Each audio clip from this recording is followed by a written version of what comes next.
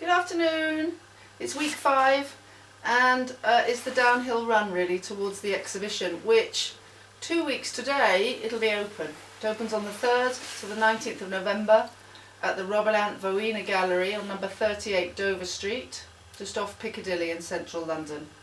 And so 4 of the pieces are made, 2 are still drying and firing. The blackberry, which is sort of medium size, is waiting, and I'm testing lots of different blue blacks on the blackberry at the moment and glazing some of the smaller pieces that are still left going towards the show. So I've got all the tests on the floor in cups. I've got the oak piece drying, and I haven't spoken yet about the crystalline glazes, and I've spoken about the fact that each one has a different number and has a different recipe, but I wanted to talk about the little crystals, which we'll get some close-ups of. But the little crystals grow in the cooling cycle of the kiln, and it's actually zinc. It's an oversaturation of solution, and it's zinc crystals that grow. So in the same way as a diamond or an emerald or a lump of coal, which are all crystalline structures, grow in the ground because of mixing of ingredients, because of slow cooling of the Earth's crust, of the planet as a natural state, that is simulated in the kiln, where the kiln is heated up to temperature. Normally a kiln is turned off at the hottest point and the kiln cools itself naturally.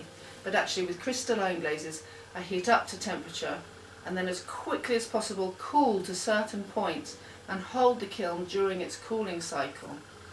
And in that moment, in that window of temperature between 1100 degrees approximately and 1000 degrees, depending on how you hold the kiln there for hours on end or dip it up and down with using the electronic controller, the crystals grow.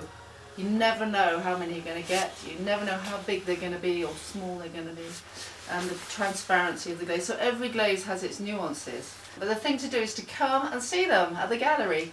If you can't make it to this show, do try and see my work wherever it's shown. And then you can see them in the natural light because they twinkle like Jack Frost has been on the window pane. So it's Wednesday night, 8 o'clock, we're all still here having fun in the studio. And I'm glazing a gourd, which is a one-off coiled gourd. It's one of the smaller pieces that are going to be in the show. And I've sort of stopped calculating and planning on this one. I've got all my tests that I like, and there's probably 20 or 30 different glazes on it. And I'm just going to see, because I've got a vision of a gourd which is all stripy, with all different colours coming down it, like a sort of merry-go-round. And so that's what I'm doing, and I haven't a clue how it's going to look. Might need to go in once or twice because there might be some dodgy bits, but this, because they're all being layered now on top of each other, one on top of the other on top of the other, actually we're getting new recipes on the surface of the pot that I won't be able to replicate. So I'm expecting there to be some fantastic areas and some maybe not so fantastic, but we're going to, fingers crossed. What I'm painting now on this brush is emerald green, and it's copper and iron that make it this green. So at the moment we're seeing the iron in the glaze, but when it melts it will go transparent and be green. It's extraordinary, and it never ceases to amaze me. So we're in the studio, and the forest fern is cooling in the big kiln, and so we're having a play with things. After the seriousness of the big pots, we're now having fun. It was all fun before, but this is fun. We're literally playing without really knowing what's happening.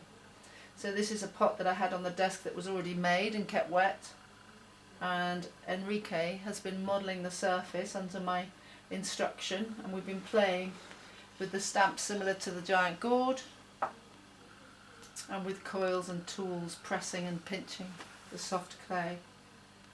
And the idea is that it's like a patchwork quilt with different sections. I think there's a bit more work to do. Might decorate the neck yet. The lidded piece has been biscuit fired and is in one piece.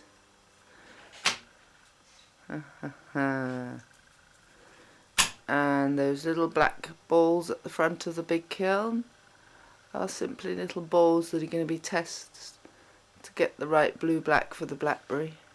We're going to do about a dozen tests.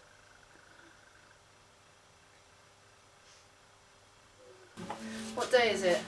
Thursday. I think it's Thursday. And the big pot is out of the kiln and I'm glazing the inside with rather dark, dramatic, crystalline glazes. And I'm going to show you the putting on of the lid. First time we've seen it with the lid on.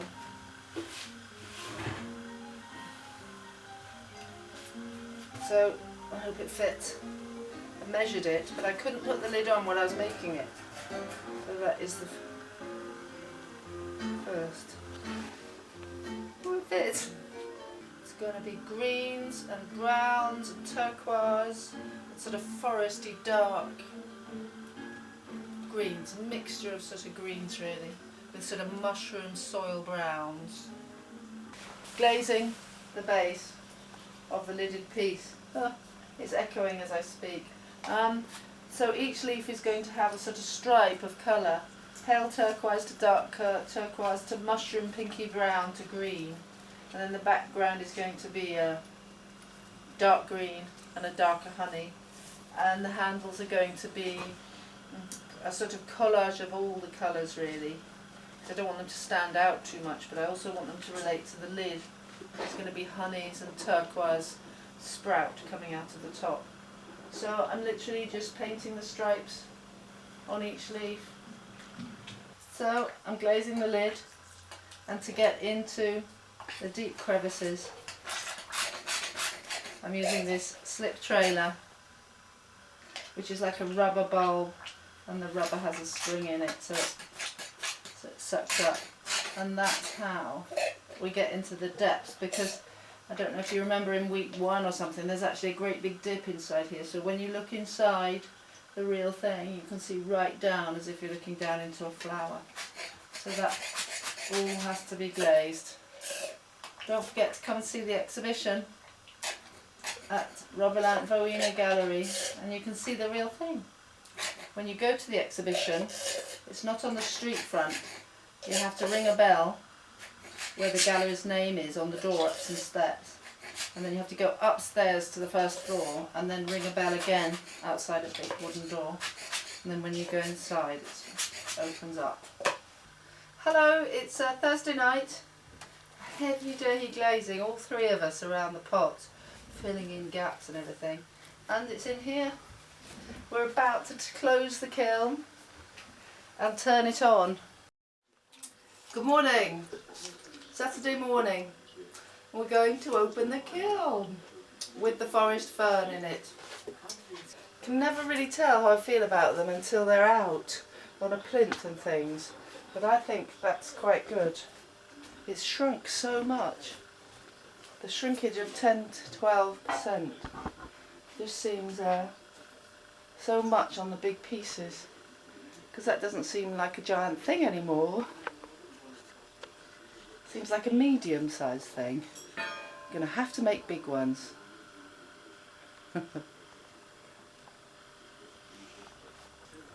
Here she comes. Here she comes, Booba.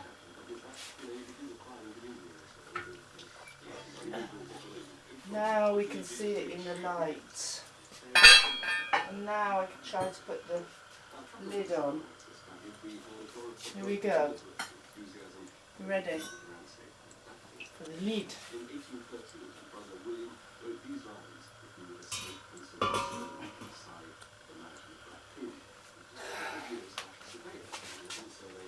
Ooh. See, with that lid a bit darker, I think we'll be there.